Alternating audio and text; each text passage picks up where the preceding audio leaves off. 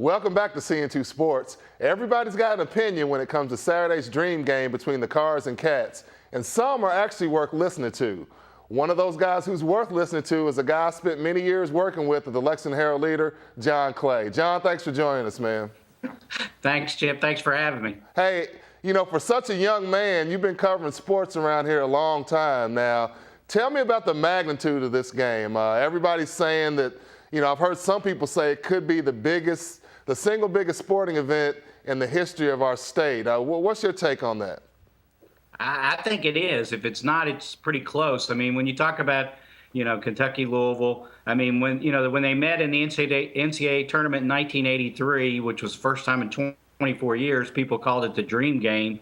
To me, this is like the dream game personified when you're playing on the biggest stage imaginable as far as college basketball is concerned in the Final Four, and the winner goes to the championship game. The only thing I guess would be bigger is if they were meeting in the championship game. But yeah, I think this is probably the biggest sporting event this state has ever seen. What kind of atmosphere are you expecting down, in New Orleans? I mean, you're mixing Card fans, Cat fans, and Bourbon Street. Boy, that's got a recipe for some theatrics, I would imagine. Well, yeah, I mean, not only is Kentucky known for basketball, but it's also known for its bourbon. And if you take Kentucky fans and Louisville fans on Bourbon Street and you mix in the alcohol component, I think even Bourbon Street might not be able to handle quite all of it. So, yeah, it's going to be wild here inside the state, and it's going to be really wild down there in the Big Easy. Talk about the relationship. You know, obviously the U of L UK rivalry, takes center stage here, but probably the biggest sidebar, and this may actually be the main story, is the relationship between Rick Pitino and John Calipari. It's well documented. Even though they won't come out and say it publicly, most people realize these guys don't like each other.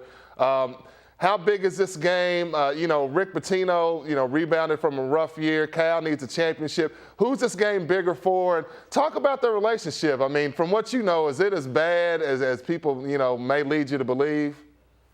I don't think it's good. I mean, they're not sending Christmas cards to each other. They're going to say all the right things this week. I don't think neither one of them is going to say we're bosom buddies, but they're going to try to act like that, that we're overblowing their dislike for each other. They're too much alike to like each other. I mean, they're both very competitive, both very fiery people. The interesting thing to me in this game is there's a role reversal. Pitino has always been the one on top. Pitino was the coach of Kentucky when Cal was the coach at UMass. Pitino was, in the pros when the Celtics. Cal was with the Nets. Even when it was Louisville-Memphis, Pitino had the upper hand. Now Cal's at Kentucky. Pitino's at Louisville. Cal's got the team that's the big favorite Saturday.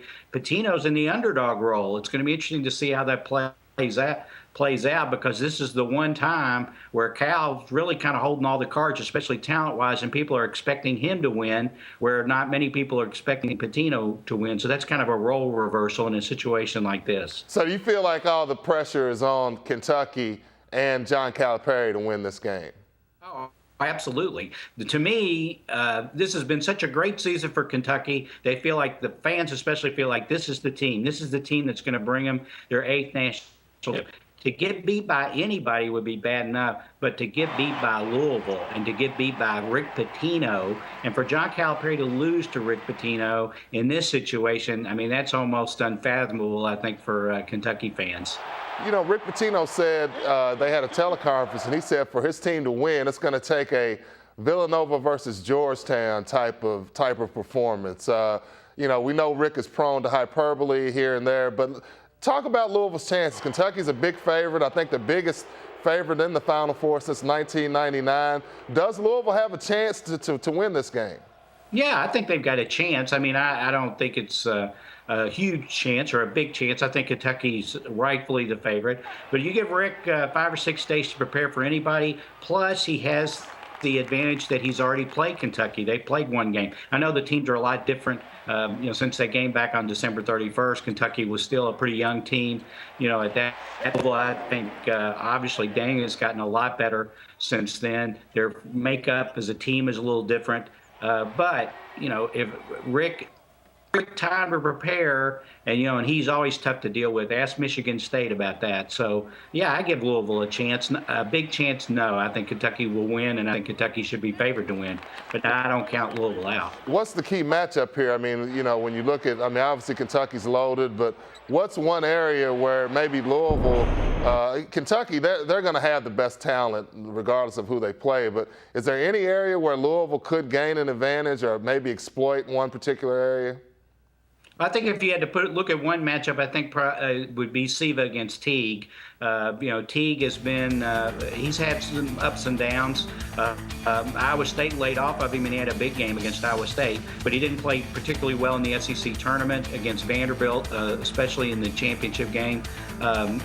I think that Siva, if you look at the game 2 years ago when it was played at the Yum Center, Siva kind of got out of control. He over-penetrated in that game. I think that's a big matchup, Siva and Teague. And I don't know that they'll decide the game, but I think if Louisville has a chance in winning the game, I think Siva's got to dominate that matchup with Teague. Real quick before we let you go, not that many people probably have realized it yet because of all the Dream Game talk. Spring football is underway. UK Joker Phillips coming off a Tennessee win, not really a lot of buzz, low expectations, I would imagine. Do you think that could be a good thing for Joker, though, just kind of being in the background and getting a chance to go to work? Yeah, absolutely. And I think it may not be big for the fans, but it's a big spring for the football team and the coaches because they got a lot of young players, a bunch of whom got to play last year, but they're going to really need them to step up and take on bigger roles in the spring, in the fall, and the spring's really important to that. So, they want to develop guys, give them some more experience in the spring. So I think that it's a big one for Joker, even if the media and the fans right now aren't paying much attention to it. Well, hey, John, thanks a lot for your time as always, and I'll see you down in New Orleans. You have a good trip, Chip. All right, thank you. While the UK men are already in the Final Four, the UK women are hoping to do the same when they face UConn later tonight. We'll discuss what the Cats need to do to make it to their first Final Four ever and hear from a UK player who once wore a UConn jersey before transferring to the Wildcats. That's straight ahead when CN2 Sports returns in just 60 seconds.